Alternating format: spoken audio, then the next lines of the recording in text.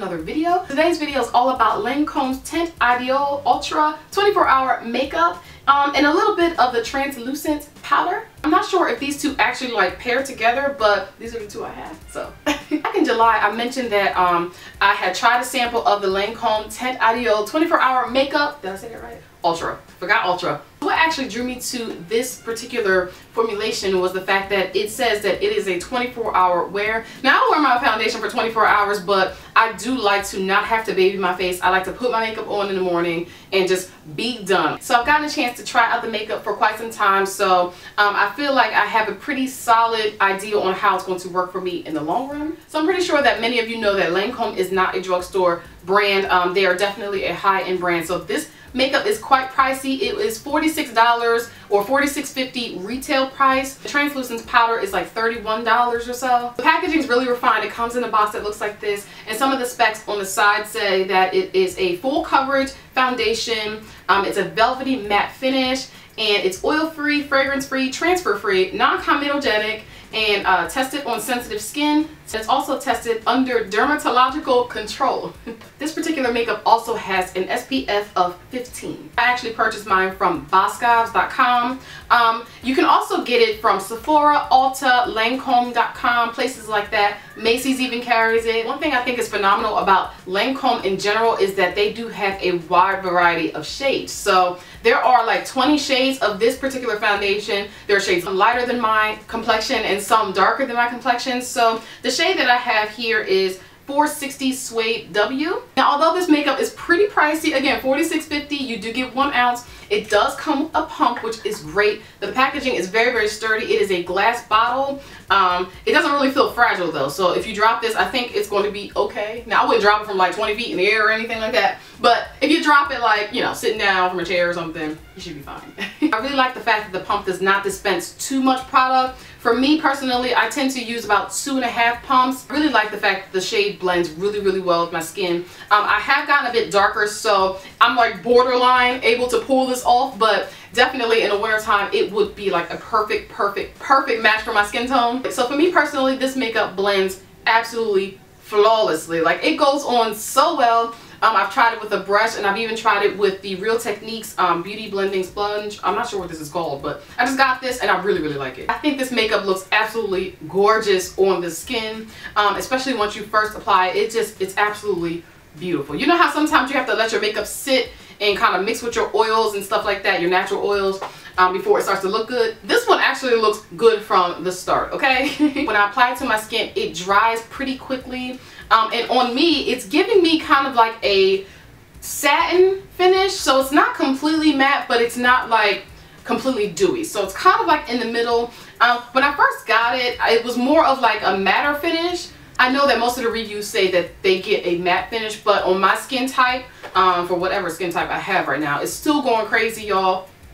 I don't even know how to explain it, but I've tried it with different moisturizers, you know, light ones and heavier ones, and I still get kind of the same finish, which is satin matte. Once again, this foundation does contain an SPF. SPF is actually something that I don't really like in my foundations, because whenever I wear foundations that have SPF in it, even if it's like a low SPF or even a higher one, it always kind of leaves like a kind of like a sheen to my skin. If I take a picture with flash, depending on where I am, and I've noticed this with like flash tests, if I stand in front of like a white wall or something, but like the lights are completely off and I flash the camera with the flash setting on, it will be like normal, like there will be no flashback. But if I stand in like an area where, you know, maybe I'm standing in front of a tan wall or a darker wall, and then I use the flash, it looks like ridiculously scary, okay? It's like bright white. So I think with the flash test, you have to be careful where you stand. It's just gonna kind of depend. This foundation also claims to have a full coverage to it. I've tried anywhere from 1 to 3 pumps, and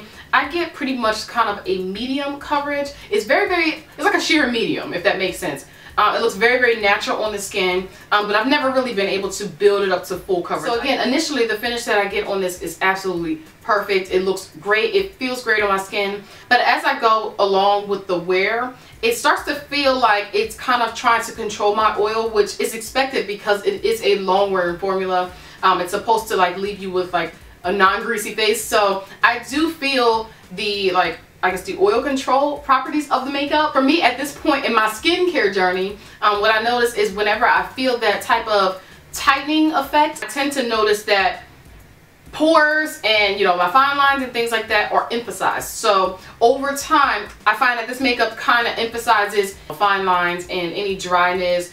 It will also emphasize any pores that I do have. Also notice that although this is like a 24-hour makeup, for me, I only can get like a comfortable, I want to say like 8 hours out of it. And after like 3 hours, I am completely a shine ball. Like, I am a complete oil slick, and I don't know what to do. I've tried it with powder, I've tried it with primer, I've tried it with moisturizer, light moisturizers, heavy moisturizers, light primers, heavier primers, and still I just turn into a complete grease ball. So in the beginning I was like, well, maybe I need to add more products, maybe I'm not using enough, that's why my oils are breaking through so fast. So I, you know, using a heavier amount of product, I still get the same amount of shine breakthrough.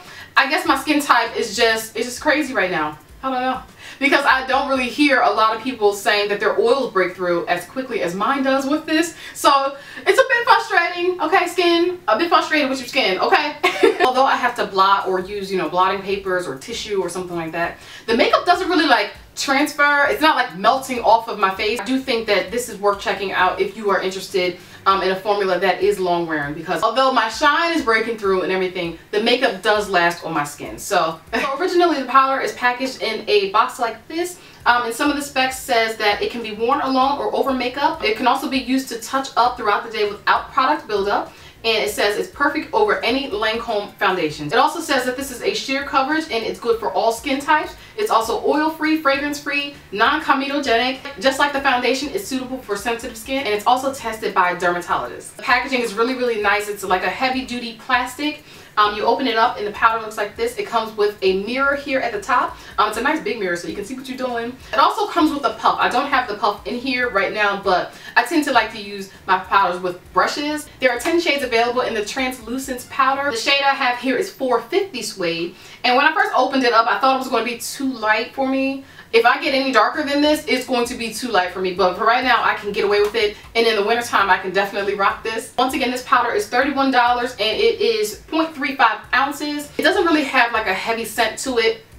It smells kind of good. It's like a light powder scent, but it's not anything that has irritated my allergies or anything like that. So when you go to swatch the powder, you can definitely see the color is there. But this powder in particular is very, very light in pigments. You're not going to get like a ton of coverage from this, so it's basically sheer. It's almost invisible on the skin. Once again, I've had this powder for quite some time and I've gotten a chance to play around with it and things like that. And I think that it's a pretty decent powder. It doesn't really control oil and shine for me the best. It's not like my favorite powder, but it gives a really good finish and things like that. It just doesn't really last very long on my skin type. So, alright, so it's demo time.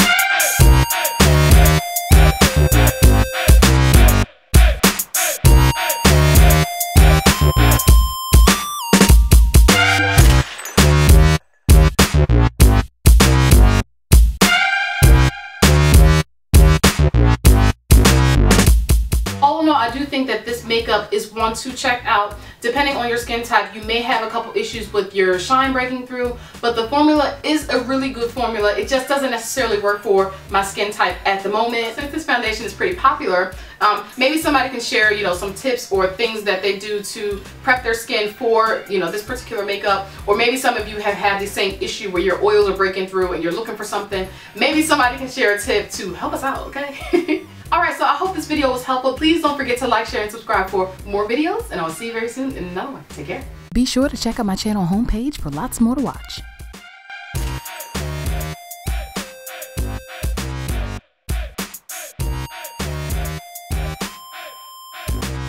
And don't forget to like, share, and subscribe for more. Have a great day.